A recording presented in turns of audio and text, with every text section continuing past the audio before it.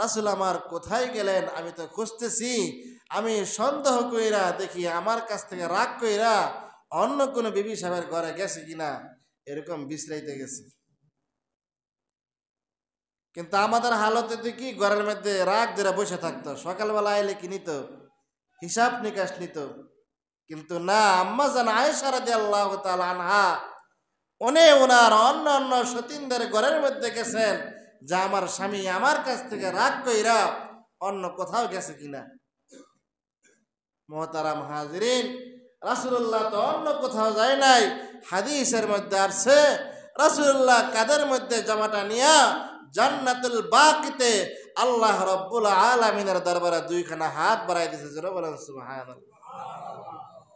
একটা হাদিস থেকে জানা যায় যে শবে বরাতের দিনে, শবে বরাতের রাত্রে কবর জিয়ারত করা এটা একটা আমল। কবর জিয়ারত করা, আমার কথা বুঝছেন না আপনারা?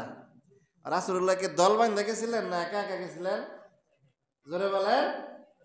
কিন্তু আমরা যাই মাগার দল বাঁধা, কি যাই? দল বাঁধা যাই না।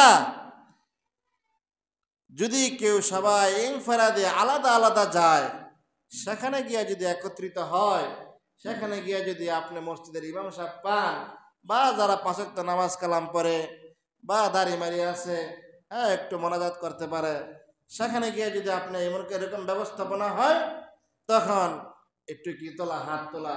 কিন্তু যাওয়ার সময় দলবদ্ধভাবে গেলেন, এক অপরকে ডাইকা নিয়ে গেলেন, এটা সম্পূর্ণ রাসূলুল্লাহ সাল্লাল্লাহু আলাইহি সাল্লামের আদর্শের খেলাফ।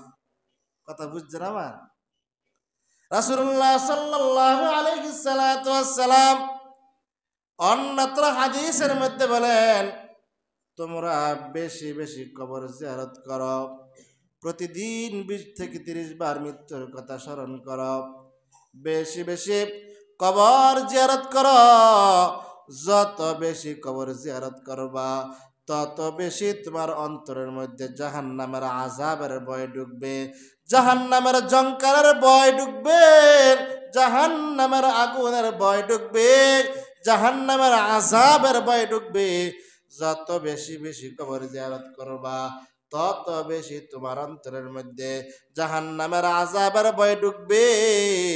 যত বেশি তোমার অন্তরের মধ্যে জাহান্নামের আযাবের ভয় ঢুকবে, তুমি তত বেশি আল্লাহ রাব্বুল আলামিনের গোলামি করার জন্য পাগল হয়ে যাইবা। বেশি বেশি বলছে কবর জিয়ারত করতে। আমরা তো সকাল সন্ধ্যা কবরস্থানের পাশ দিয়া যাই, কিন্তু একটু জিয়ারতের কথা মনে হয় না।